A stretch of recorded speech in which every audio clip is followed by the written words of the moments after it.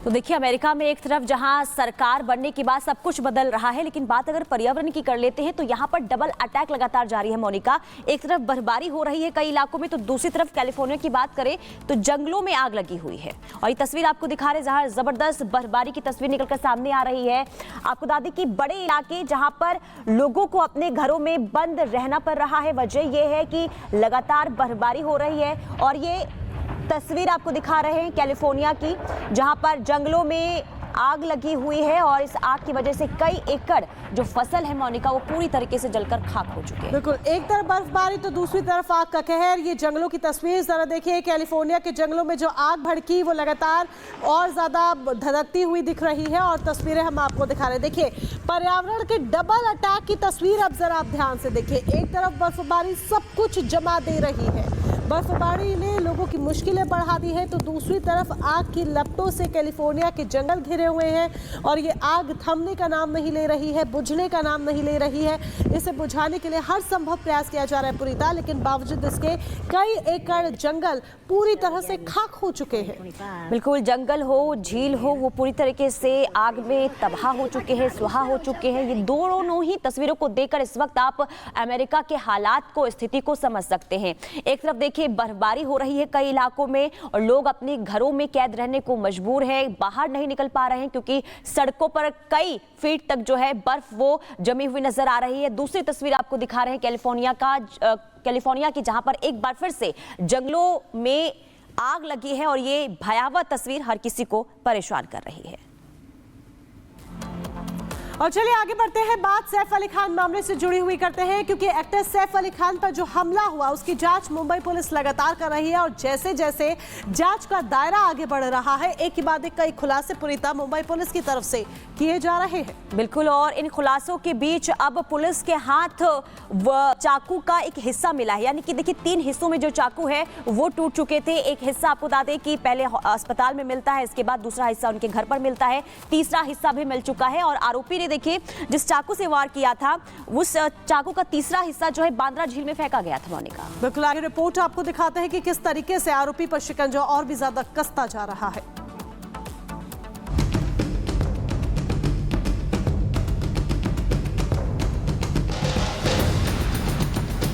सैफ मामले पर पुलिस को बड़ी कामयाबी मिली।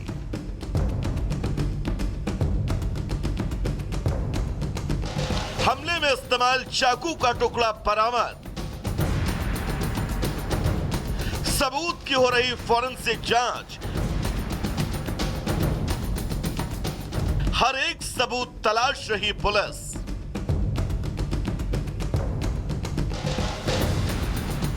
बॉलीवुड एक्टर सैफ अली खान पर हमले के मामले में मुंबई पुलिस को एक और सफलता हाथ लगी है। 5 दिन की कस्टडी मिलने के बाद से पुलिस लगातार आरोपी शहजाद से पूछताछ कर रही है और कई खुलासे भी हो रहे हैं। इसी कड़ी में पुलिस को सैफ पर हमला करने के लिए इस्तेमाल किए गए चाकू का तीसरा टुकड़ा बांद्रा झील के पास से बरामद हुआ। बताया जा रहा है कि आरोपी ने सैफ पर हमला करने के बाद चाकू को बांद्रा के एक नाले में फेंक दिया था। मुंबई पुलिस यहीं पर पहुंची थी, आरोपी को बहुत देर तक बिठाया गया, लगातार उससे यहां पर पूछताछ की गई, क्योंकि अगर हम बात करें बांद्रा रेलवे स्टेशन के करीब ये वो तालाब है जहां पर देखिए मुंबई पुलिस यहां पर लेकर आरोपी को पहुंची। इस तालाब की तस्वीर भी आप देखिए, आरोपी यहां पर आया, चाकू को फेंकता है। सैफ अली खान पर हमले के बाद मुंबई पुलिस ने अभी फिलहाल कहा जा रहा है कि चाकू बरामद करने के लिए लगातार और भी कोशिश में लगी है, क्योंकि आरोपी बैग में कई सारे हथियार लेकर पहुंचा था। इधर पुलिस आरोपी के खिलाफ हर एक सबूत जुटाने में लगी है। पुलिस ने पूछताछ में जो खुलासे किए उसके हिसाब से पुलिस सबूत तलाश रही है। इसी क्रम में पुलिस वर्ली कोलीवाड़ा के एक सैलून भी गई। आरोपी ने अपनी पहचान छिपाने के लिए यहाँ बाल कटवाए थे। वहीं पुलिस इस मामले में मिल रहे हर एक सबूत को जांच परख रही है। पुलिस सूत्रों की माने तो आरोपी का मोबाइल, कपड़ा और दूसरे सबूतों को जांच के लिए एफएसएल भेजा गया है। वहीं टेप ऑथेंटिकेशन और speaker identification, biology, DNA, footprint, physics, cyber और एफएसएल विभाग सबूतों की जांच करने में शामिल किए जाएंगे ताकि किसी तरह की कोई गड़बड़ी न रह जाए। Bureau report, Republic Bharat. चलिए आगे बढ़ते हैं। खबर आपको उत्तर प्रदेश के अमरोहा की बताते हैं, जहां से हैरान कर देने वाली खबर सामने आई है मोनिका, क्योंकि यहां पर देखिए एक पत्नी ने अपनी पति की हत्या कर दी है और वजह यह थी कि अवैध संबंधों को लेकर जिस तरीके से महिला पर लगातार आरोप लग रहे थे और इसी को लेकर उनके घर में विवाद चल रहा था। बिल्कुल, और ये विवाद इतना बढ़ गया, दरअसल कहा जा रहा है कि पत्नी के 2 मुस्लिम लड़कों के साथ संबंध थे और पति के साथ विवाद था। ऐसे में पत्नी ने अपने दोनों प्रेमियों के साथ मिलकर पति को ही मौत के घाट उतार दिया। रिपोर्ट देखिए।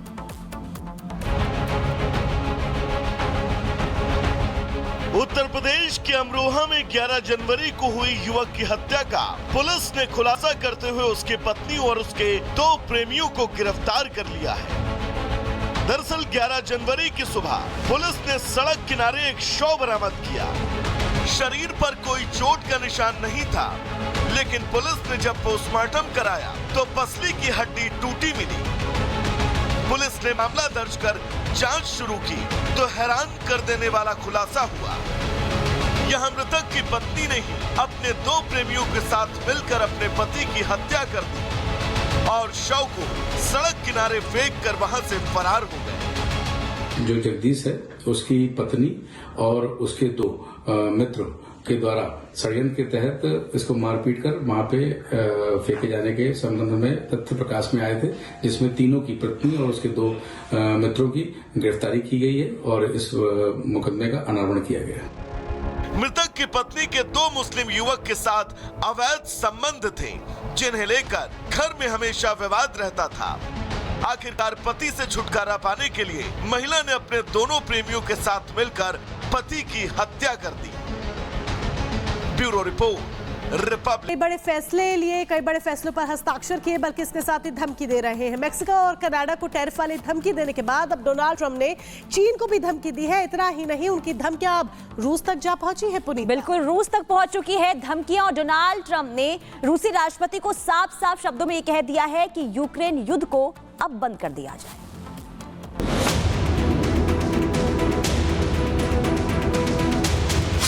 Donald John Trump, do solemnly swear.